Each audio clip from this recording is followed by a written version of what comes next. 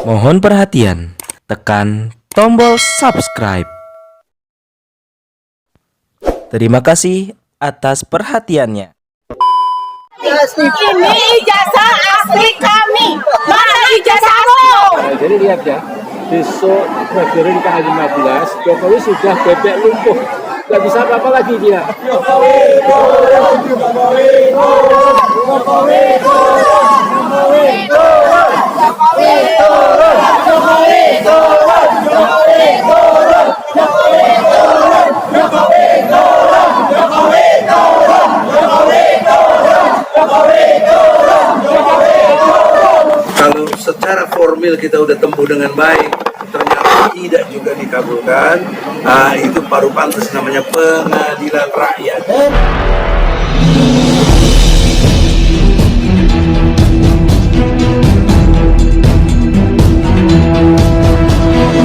Saya Yassi Muhammad, driver online Depok.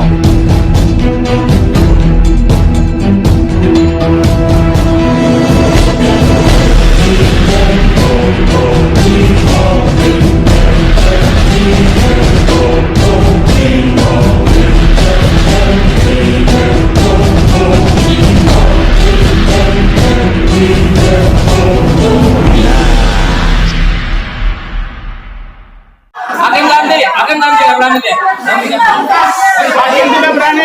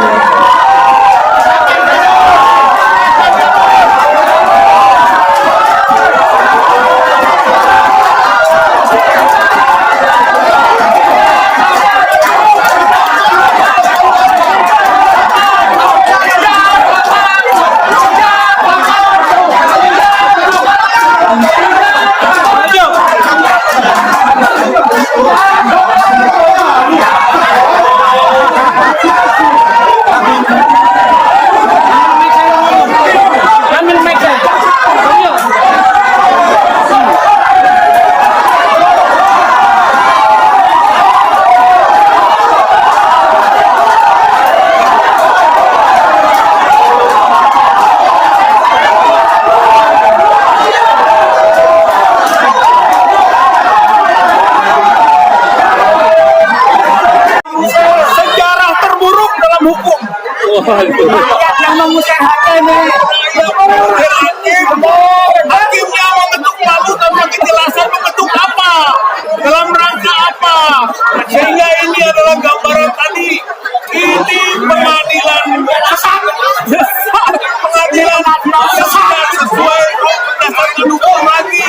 Jadi ini sejarah terburuk dalam bidang hukum di Indonesia dilakukan di Pengadilan Negeri Jakarta Pusat ketika gugatan ijazah palsu Jokowi. Hari ini sidang babak belur, hancur lebur.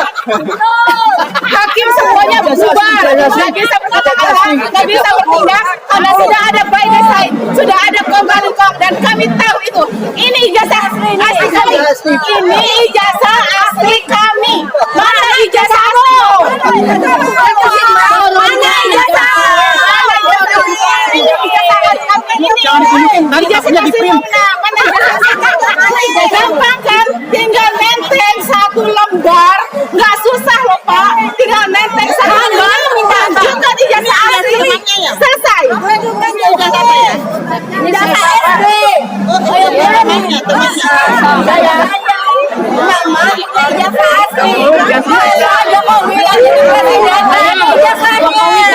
Jokowi ganti. Ada stempel dong. Foto Jokowi. Jokowi turun, Jokowi turun, Jokowi turun, Jokowi turun, Jokowi turun, Jokowi turun, Jokowi turun, Jokowi turun, Jokowi turun, Jokowi turun, Jokowi turun, Jokowi turun, Jokowi turun.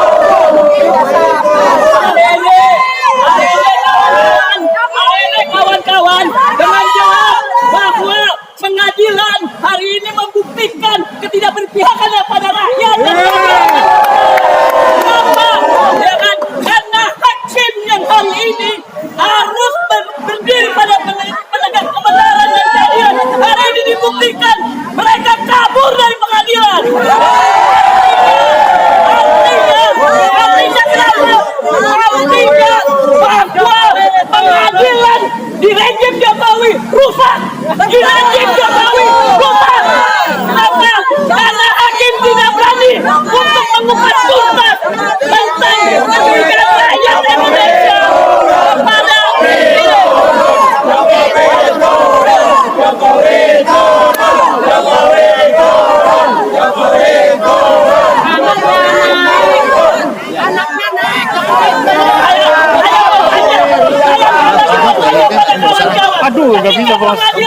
ini. Pada rakyat, apa satu kata yang harus kita lakukan? Yaitu pengadilan rakyat. Pengadilan rakyat. Pengadilan rakyat. Pengadilan tidak berpihak pada rakyat. Revolusi, revolusi, revolusi, revolusi, revolusi, revolusi.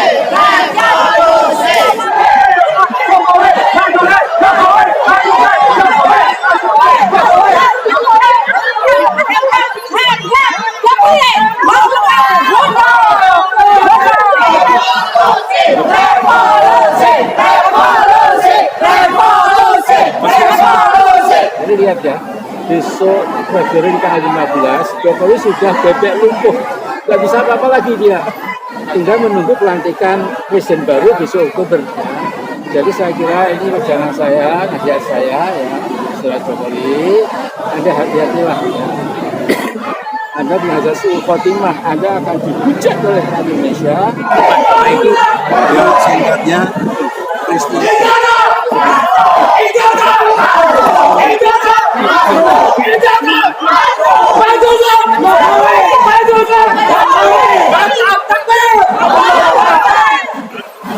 Yang pertama, tetap kita mengajukan surat protes ke Mahkamah Agung dengan Badan Pengawas Mahkamah Agung. Oleh karena itu, Mahkamah Agung betul-betullah keagungannya secara objektif, sistematis, toleran kepada negara ini. Yang kedua, peluang lainnya adalah kalau secara formil kita udah tempuh dengan baik, ternyata tidak juga dikabulkan, itu baru pantas namanya pengadilan rakyat. Bismillahirrahmanirrahim. Assalamualaikum warahmatullahi wabarakatuh. Alhamdulillah, kami rekan-rekan diberi syahadat oleh Allah SWT. Namun yang tidak sehat dari posisi sana, pikirannya, otaknya, hatinya. Oleh sebab itu, dalam rangka tadi yang dibicarakan oleh Prof. Egi, Pak Kasep, masuk Mas Cucu, saya, dan Mbak Buria, tadi itu menyikapi soal perilaku hakim. Perilaku hakim ketiganya itu sudah melakukan contempt of court. Artinya contempt of court itu mereka mengkhianati dan menghina dirinya sendiri dalam rangka perkara yang tadi masuk di yang ketiga kalinya dalam rangka gugatan ijazah Jokowi. Oleh sebab itu, makanya untuk mempertegas dan mempertebal, mungkin dari sebelah kanan saya dulu, Mbak Kurnia. Dulu, Mas Tujuh. Ya, apa yang mau disampaikan? Ringkas saja tadi apa yang disampaikan kan saya ajamkan gitu, bahwa ini terjadi jagalan pengadilan yang boleh dikatakan super lucu ya siang tadi. Karena apa? Karena setelah adu argumentasi kanan ke kiri sana kemari, terutama antara kami tim kuasa dengan pihak tergugat, ini termasuk juga argumentasi dengan majelis hakim utamanya tentang kuasa hukum formal dari pihak tergugat satu yaitu Jokowi, itu tidak bisa ditunjukkan di hadapan pengadilan tadi dengan berbagai alasan ya. Kami mintakan tim kuasa Presiden Jokowi, tapi justru katanya mendapatkan substitusi dari Seknek, kemudian dari Seknek kepada penerima kuasa tadi. Sementara kuasa hukum yang formal, yang utama dari Presiden Jokowi nggak pernah ada, tidak pernah ada. Itu yang ditantangan langsung oleh Jokowi. Nah, hal itu terjadi, katakanlah tanda kutip keributan ya sedikit, termasuk juga oleh peserta sidang, peserta sidang terjadi kegaduhan, kekisruhan, keramaian begitu katakanlah, sehingga akhirnya kayaknya majelisnya nggak kuat tuh, karena kebetulan ketua majelisnya ibu-ibu perempuan, seperti nggak kuat. Dan lucunya, anehnya, langsung diketok saja tanpa kita tahu menahu agenda berikutnya itu apa. Ini kan lucu. Nah, oleh karenanya kesempatan ini kita menunggu Ketua Pengadilan Negeri Jakarta Pusat atau siapa yang mewakili untuk menyampaikan kasus ini kepada mereka-mereka agar majelis hakim diganti untuk minggu depan. Begitu. Baik, terima kasih kalau begitu kepada Mas Tuju. Untuk yang terakhir kepada Mbak Kurnia untuk disampaikan. Sebenarnya sudah lengkap ya apa yang disampaikan oleh Bang Juju tadi. Saya kira hanya melengkapi saja. Saya ingin menyampaikan inilah fakta yang kita temukan di lapangan bahwa sesungguhnya menegakkan kebenaran dan keadilan itu tidak gampang. Siapa sangka bahwa seorang atau majelis hakim yang kita harapkan menjadi pemutus ya atas segala sesuatu yang berhubungan dengan tegaknya keadilan itu tidak mampu melakukan tugas dan kewajibannya. Memang ada beberapa faktor yang bisa menyebabkan hal yang demikian. Nah, satu di antaranya adalah sebuah kenyataan atau fenomena hakim tersebut hidup di zaman pemerintahan yang sangat berkuasa. Ya, nah kebetulan yang dibuat ini adalah orang yang berkuasa tersebut, sehingga sulit bagi dia untuk menegakkan kekuasaan kehakiman yang tidak boleh diintervensi oleh kekuatan manapun. Nah, oleh karena itu pasal 27 Undang-Undang Dasar 1945 bahwa setiap orang itu equal atau sama itu tidak tercapai. Ternyata ada pengecualian. Kalau dia seorang presiden, ternyata ini sebuah exception ya. Nah, kita sudah melihat sendiri. Ini bukan mengada-ada ini. Nah, lebih daripada itu kami dari TPUA tidak akan pernah berkompromi dan tidak akan mau bermediasi kepada orang yang tidak mempunyai legal standing. Karena sesuatu yang tidak sah akan menghasilkan produk yang tidak sah. Tidak sah juga. Jika pengadilan tidak mampu memberi contoh, maka biarkan kami TPUA yang akan memberikan contoh tersebut. Nah, insya Allah dalam beberapa hari ke depan, ya mengikuti apa logika daripada Pengadilan Negeri Jakarta Pusat yang katanya terbaik ini, dalam beberapa hari baru bisa kami bertemu dengan ketua pengadilan. Dan kami berharap janganlah ada rekayasa. Kodi atau hakim itu berat, sangat berat. Ya, Anda itu pemutus. Kalau dia maksud dengan pemutus itu adalah tentang sesuatu yang tidak bisa diputuskan oleh semua orang. Hanya Anda yang bisa melakukan. Maka jika Anda melakukan hal dengan yang salah, hasilnya akan salah. Itu mengerikan sekali. Dan kami nggak mau ikut-ikutan kayak begitu. Biarlah kami pilih yang lurus-lurus aja. Saya kira begitu ya, Pak. Betul, setuju. Ada satu tanya satu lagi. Boleh tanya satu? Boleh. Oke. Tadi dikatakan ada contempt of court gitu ya. Kira-kira ada akibat hukumnya nggak bagi hakim yang melakukan contempt of court? Ya, kalau itu memang pantas dan benar dinyatakan contempt of court, maka kode etik harus ada. Kode etik itu dari MA, Mahkamah Agung. Ada hakim pengawas, walaupun ada KY, ya. Tapi yang paling tepat itu KY kan mengoreksi. Tapi kalau ini ada dewan pengawasnya lah, DMA itu yang tentu kita akan pikirkan untuk melaporkan ini. Makanya kita sudah minta ketua PN harus mengganti dulu. Kalau ketua PN tidak berani mengganti, berarti kan sama, telah melakukan contempt of court juga, maka sanksinya adalah kode etik. Nah, kalau kode etik ini dilakukan secara serius, maka dia harus dinonpalukan.